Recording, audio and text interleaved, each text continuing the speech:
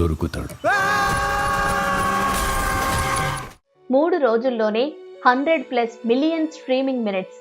ఇది గుర్తుకొస్తున్నాయి web series దూకుడు. ఈటీవీ విన్ ఓటీటీలో స్ట్రీమ్ అవుతున్న ఈ తెలుగు సిరీస్ కు మంచి రెస్పాన్స్ వస్తోంది. 90s కిడ్స్ కి చిన్నతనం గుర్తు చేయడం, క్లీన్ కామెడీ సహా చాలా అంశాలు ప్లస్ అయ్యాయి.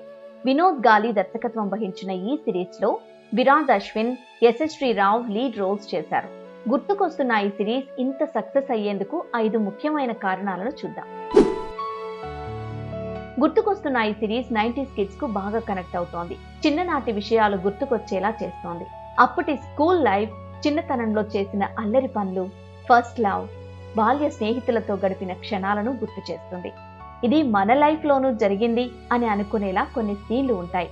వీటన్నింటినీ దర్శకుడు వినోద్ గాలి న్యాచురల్ గా చూపించారు. పాత రోజుల్లోకి వెళ్లిపోయేలా చేశారు. ఈ సిరీస్ సక్సెస్ కు ఇది మెయిన్ హైలైట్ గా నిలిచింది. అల్లరి ప్రాయమో చూపుల గాయం నా మనసున మాయం చేసిపోయే నీ అనుమతి కోసం నా లోపలి మౌనం ఈ ప్రేమకు సాయం చేయగా అడుగుల దారి. ఇంత పుల్లగా ఉంది, లెమన్ రైసా?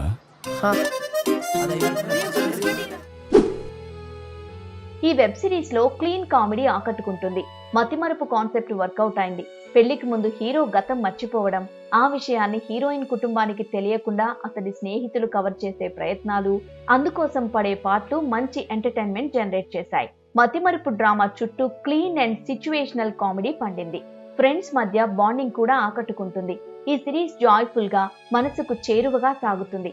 కుటుంబంతో కలిసి చూసేలా ఈ సిరీస్ ఉంది. స్వీట్ తినొచ్చా? మొత్తం తినేయి. వద్దంటే వద్దులేండి అంకుల్. ఎవడ్రా నీకు అంకుల్? అసలు గుర్తుపట్టావా నన్ను?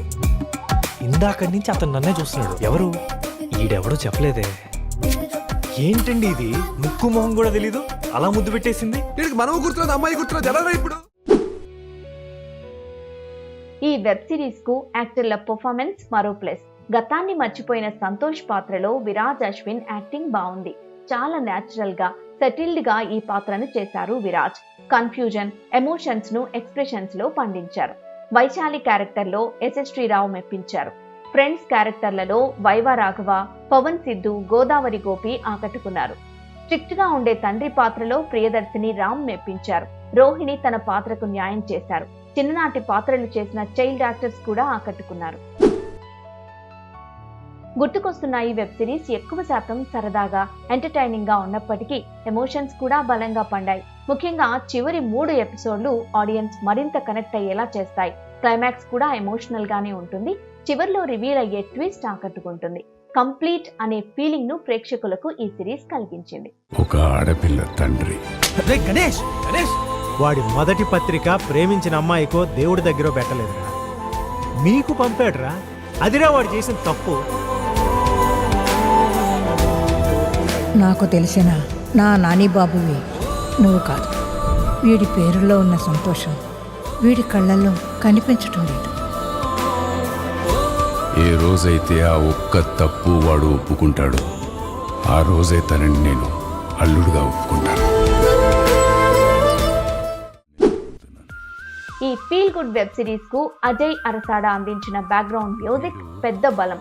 సీన్లలోని ఫీల్ కు తగ్గట్టుగా బీజిఎం సాగుతుంది. ఎమోషనల్ సన్నివేశాల్లో వచ్చే బీజిఎం హార్ట్ టచింగ్ గా ఉంటుంది.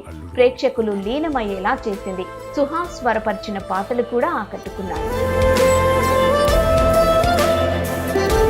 మన జీవితాలు తిరిగి అనుభవించడానికి ఉన్న ఒకే ఒక్క దారి జ్ఞాపకాలు.